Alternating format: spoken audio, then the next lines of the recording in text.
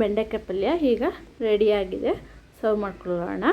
Welcome to my channel ಖುಷಿ Kannada cooking vlog. ಇವತ್ತು ನಾನು ಸಿಂಪಲಾಗಿ ಬೆಂಡೆಕಾಯಿ ಪಲ್ಯ ಹೇಗೆ ಮಾಡೋದು ಅಂತ ಹೇಳ್ಕೊಡ್ತೀನಿ. ಅದಕ್ಕೆ ಅರ್ಧ ಕೆಜಿ ಬೆಂಡೆಕಾಯಿನ ಹೆಚ್ಚಿಟ್ಕೊಂಡಿದ್ದೀನಿ. ಅದನ್ನು ಒಂದು ಬಾಣಲಿಗೆ ಹಾಕಿ ಒಂದು 2-3 ಡ್ರಾಪ್ಸು ಎಣ್ಣೆ ಹಾಕಿ ಚೆನ್ನಾಗಿ ಫ್ರೈ ಮಾಡಬೇಕು.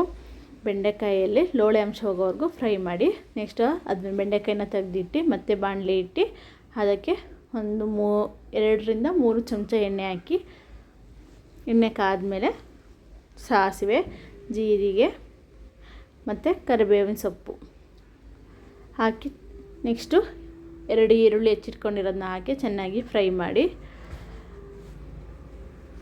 ನೆಕ್ಸ್ಟ್ 2 ಟೊಮೊಟೊ ಹೆಚ್ಚಿಟ್ಕೊಂಡಿದ್ದೀನಿ, ಅದನ್ನು ಹಾಕಿ ಚೆನ್ನಾಗಿ ಫ್ರೈ ಮಾಡಿ.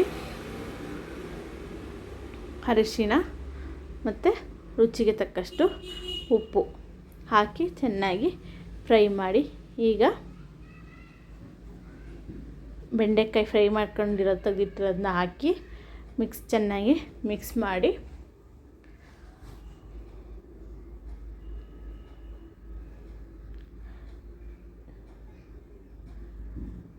ಚೆನ್ನಾಗಿ ಮಿಕ್ಸ್ ಮಾಡಿದ ಮೇಲೆ ಇದಕ್ಕೆ 1.5 ಚಮಚ ಖಾರ ಪುಡಿ, 1 ಚಮಚ ಸಾಂಬಾರು ಪುಡಿ ಹಾಕಿ ಚೆನ್ನಾಗಿ ಮಿಕ್ಸ್ ಮಾಡಿ.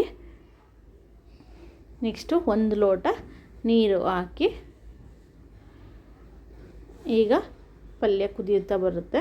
ಚೆನ್ನಾಗಿ ಕುದ್ಮೇಲೆ ಕಾಯಿ ತುರಿ 1 ಕಪ್ಪಷ್ಟು ತೊಗೊಂಡಿದ್ದೀನಿ, ಹಾಕಿ ಚೆನ್ನಾಗಿ ಮಿಕ್ಸ್ ಮಾಡಿ. ಕೊತ್ತಂಬರಿ ಸೊಪ್ಪು ಹಾಕಿದರೆ ಬೆಂಡೆಕಾಯಿ ಪಲ್ಯ ಚೆನ್ನಾಗಿ ಮಿಕ್ಸ್ ಮಾಡಿ. ಈಗ ಬೆಂಡೆಕಾಯಿ ಪಲ್ಯ ರೆಡಿಯಾಗಿದೆ. ಸರ್ವ್ ಮಾಡ್ಕೊಳ್ಳೋಣ. ನೋಡಿ, ತುಂಬ ಚೆನ್ನಾಗಿರುತ್ತೆ. ಚಪಾತಿ ರೊಟ್ಟಿಗೆಲ್ಲ ಒಂದ್ಸತಿ ಟ್ರೈ ಮಾಡಿ. ನನ್ನ ಚಾನೆಲ್ನ ಲೈಕ್ ಮಾಡಿ, ಶೇರ್ ಮಾಡಿ ಹಾಗೂ ಸಬ್ಸ್ಕ್ರೈಬ್ ಮಾಡಿ. Bell icon